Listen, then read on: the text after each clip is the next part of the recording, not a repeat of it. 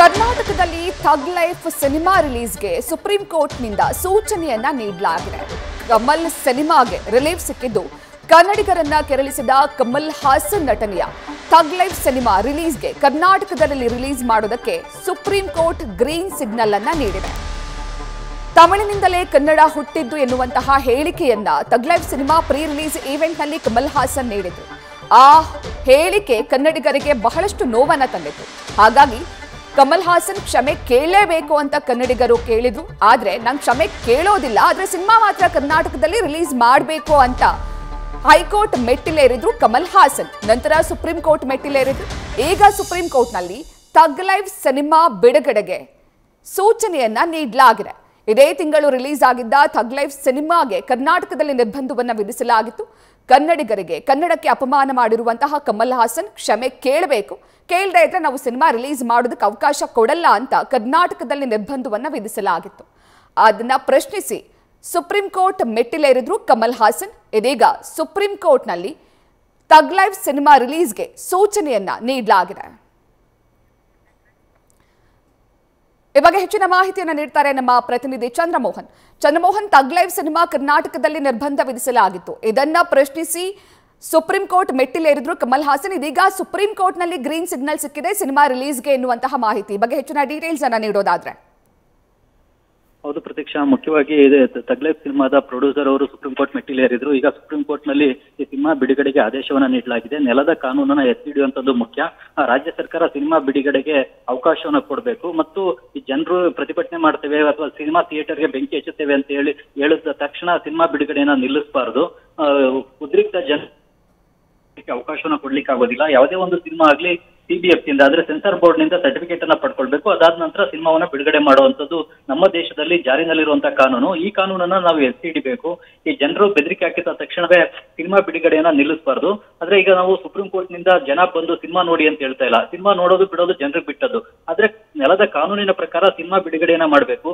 ಈಗ ನಾಥುರಾಮ್ ಗೋಡ್ಸೆಗೆ ಸಂಬಂಧಪಟ್ಟಂತೆ ಸಿನಿಮಾ ಕೂಡ ಮಹಾರಾಷ್ಟ್ರದಲ್ಲಿ ಬ್ಯಾನ್ ಆಗಿತ್ತು. ಆದ್ರೆ ಅವ್ರದ್ದು ಒಂದು ದೃಷ್ಟಿಕೋನ ಇರುತ್ತೆ, ಅಭಿಪ್ರಾಯವನ್ನು ವ್ಯಕ್ತಪಡಿಸುವಂತ ಸ್ವಾತಂತ್ರ್ಯ ಇದೆ. ಆ ಸಿನಿಮಾದ ಬಿಡುಗಡೆ ಕೂಡ ಮಹಾರಾಷ್ಟ್ರದಲ್ಲಿ ಆನಂತರ ಅವಕಾಶವನ್ನ ನೀಡಲಾಗಿತ್ತು. ಹೀಗಾಗಿ ಥಗ್ ಲೈಫ್ ಸಿನಿಮಾದ ಬಿಡುಗಡೆಗೂ ಕೂಡ ಕರ್ನಾಟಕದಲ್ಲಿ ಅವಕಾಶವನ್ನ ಕೊಡಬೇಕು ಅಂತ ಈಗ ಸುಪ್ರೀಂ ಕೋರ್ಟ್ ನಿರ್ದೇಶನವನ್ನು ಕೊಟ್ಟಿದೆ. ಈಗ ಥಗ್ ಲೈಫ್ ಸಿನಿಮಾದ ನಿರ್ಮಾಪಕರು ಸುಪ್ರೀಂ ಕೋರ್ಟ್ ನಲ್ಲಿ ಸಲ್ಲಿಸಿರುವ ಅರ್ಜಿಗೆ ಸಂಬಂಧಪಟ್ಟಂತೆ ಆಕ್ಷೇಪಣೆಯನ್ನು ಸಲ್ಲಿಸಲಿಕ್ಕೆ ಕರ್ನಾಟಕ ರಾಜ್ಯ ಸರ್ಕಾರಕ್ಕೂ ಕೂಡ ಅವಕಾಶ ಕೊಟ್ಟಿದೆ.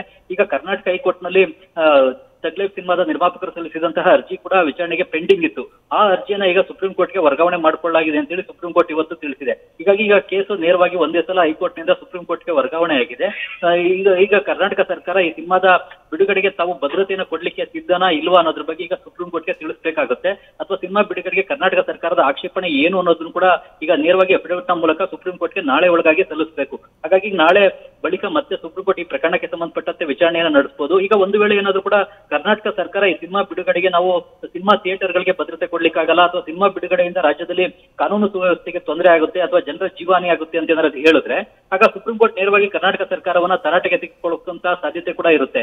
ಕಾನೂನು ಸುವ್ಯವಸ್ಥೆ ಕಾಪಾಡೋದು ನಿಮ್ಮ ಜವಾಬ್ದಾರಿ. ನಿಮ್ಗೆ ಕಾನೂನು ಸುವ್ಯವಸ್ಥೆ ಕಾಪಾಡ್ಲಿಕ್ಕೆ ಆಗಿಲ್ಲ ಅಂತಂದ್ರೆ ನಾವು ಸೆಂಟ್ರಲ್ ಫೋರ್ಸಸ್ ಕೂಡ ಕರ್ನಾಟಕಕ್ಕೆ ಡಿಪ್ಲಾಯ್ ಮಾಡ್ತೀವಿ ಅಂತ ಸುಪ್ರೀಂ ಕೋರ್ಟ್ ಹೇಳ್ಬಹುದು. ಹಾಗಾಗಿ ಅದು ಕರ್ನಾಟಕ ಸರ್ಕಾರಕ್ಕೆ ಮತ್ತೊಂದು ಮುಖಭಂಗ ಕೂಡ ಆಗುತ್ತೆ. ಅಂತ ಸಂದರ್ಭದಲ್ಲಿ ಕರ್ನಾಟಕ ಸರ್ಕಾರ ಇಲ್ಲ ನಾವು ಸಿನಿಮಾ ಬಿಡುಗಡೆಗೆ ರಕ್ಷಣೆ ಕೊಡ್ತೇವೆ, ಥಿಯೇಟರ್ಗಳಿಗೆ ರಕ್ಷಣೆ ಕೊಡ್ತೇವೆ, ಥಿಯೇಟರ್ಗಳಿಗೆ ಯಾವುದೇ ತೊಂದರೆ ಆಗದಂತೆ ನಾವು ನೋಡ್ಕೊಳ್ತೀವಿ ಅಂತ ಹೇಳ್ಬೇಕಾದಂತ ಪರಿಸ್ಥಿತಿ ಕೂಡ ಸುಪ್ರೀಂ ಕೋರ್ಟ್ ನಲ್ಲಿ ಬರ್ಬೋದು.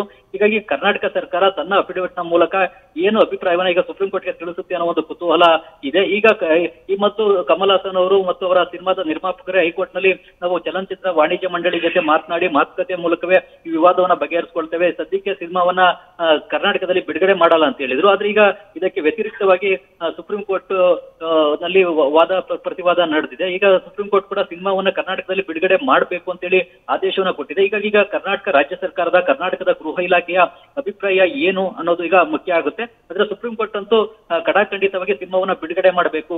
ಉದ್ರಿಕ್ತ ಜನ ಬಂದು ನಾವು ಸಿನಿಮಾ ಥಿಯೇಟರ್ನ ಸುಡ್ತೇವೆ ಅಥವಾ ಸಿನಿಮಾ ಬಿಡುಗಡೆಗೆ ಅವಕಾಶ ಕೊಡಲ್ಲ ಅಥವಾ ರಸ್ತೆಗಳನ್ನ ನಾವು ಕಂಟ್ರೋಲ್ ಮಾಡ್ತೇವೆ ಅಂತ ಹೇಳಿದ್ರೆ ಅದಕ್ಕೆ ಅವಕಾಶವನ್ನ ಕೊಡ್ಲಿಕ್ಕೆ ಸಾಧ್ಯ ಇಲ್ಲ ಅಂತ ಹೇಳಿ ತುಂಡವಾಗಿನೇ ಹೇಳಿದೆ. ಪ್ರತೀಕ್ಷಾ, ಥ್ಯಾಂಕ್ ಯು ಚಂದ್ರಮೋಹನ್ ತಮ್ಮೆಲ್ಲ ಡೀಟೇಲ್ಸ್ಗಾಗಿ.